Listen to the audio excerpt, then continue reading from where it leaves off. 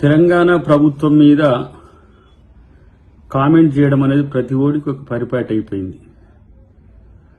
మొన్నోడు నిన్నోడు నేడోడు అన్నట్టు పార్లమెంటు సాక్షిగా విజయసాయిరెడ్డి మాట్లాడిన మాటలు కనుక చూస్తే ఒక రాజకీయ అజ్ఞానిగా, మరి పెద్దల సభకు ఎట్ట ప్రాతినిధ్యం వహిస్తుండో నాకు తెలియదు, కానీ ఇంత అక్కసు తెలంగాణ ప్రభుత్వం మీద ఎందుకు?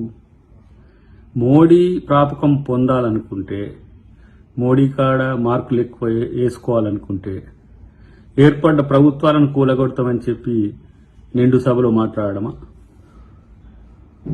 నీకు ఏ రాజకీయ తెలివి ఉందో ఇప్పుడు అర్థమవుతున్నది. Chartered accountant turned political leader, లేకపోతే జగన్కు సలహాదారుగా ఉన్నట్టుగా ఉండి మారిన పొలిటికల్ లీడర్ లెక్క ప్రభుత్వాలు మారవు మిత్రమా. ఇలా షర్మిల అక్కడికి వచ్చి కాంగ్రెస్ను బలోపేతం చేయడం అనేది నీకు నచ్చకపోవచ్చు, అందుకనే కాంగ్రెస్ మీద అక్కసు వెళ్ళబుచ్చుకుంటున్నావేమో. డెఫినెట్గా రేపు ఏ విధంగా రాజకీయంగా మీకు సమాధానం చెప్పాలనో కాంగ్రెస్ పార్టీ చెప్తుంది.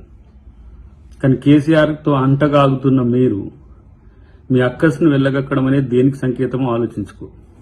రేపు ఎన్నో రోజులు జరగదు మీ వైఎస్ఆర్సీపీ ప్రభుత్వం అక్కడ అని కూడా మేము కామెంట్ చేయాలనా? అది చేయడం రాజనీత?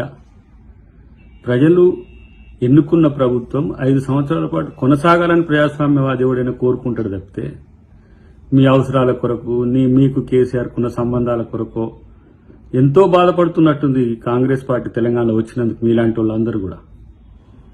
ఇలాంటి పైరవికారుల ముచ్చట్లు, లేదంటే ఏదో లెక్కలు చేసి ఎక్కాలు చేసినట్టు ప్రభుత్వాలు ఉండవు.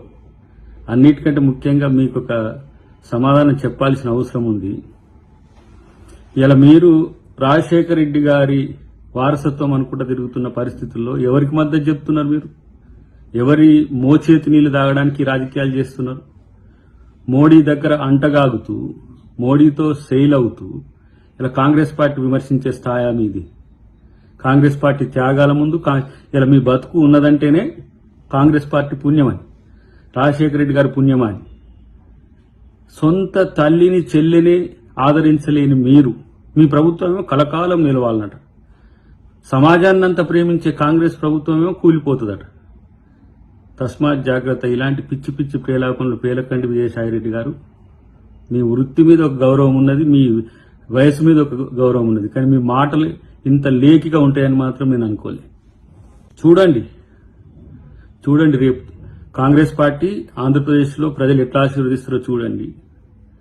గతంలో మేము తెలంగాణ ఏర్పాటు చేయడం చాలా నష్టం జరిగిందని అనుకున్నారు, కానీ ఈరోజు విడిపోయిన తర్వాత మీ ప్రభుత్వాల వైఫల్యం వల్ల, గత ప్రభుత్వాల వైఫల్యం వల్ల ఆంధ్రప్రదేశ్ వెనుకబడిపోతున్న పరిస్థితి వచ్చింది. కానీ ప్రతిసారి విభజించడం వల్ల నష్టపోయినాం అంటే విభజించడం కాకపోతే మీరు ముఖ్యమంత్రి కదా మీ జగన్ గారు. ఇలా ఇంత పెద్ద పెద్ద ఆస్తులు పెరిగాయా? 4 లక్షల కోట్ల రూపాయల బడ్జెట్లు పెట్టుకుంటున్నారు ఒక్కొక్క స్టేట్.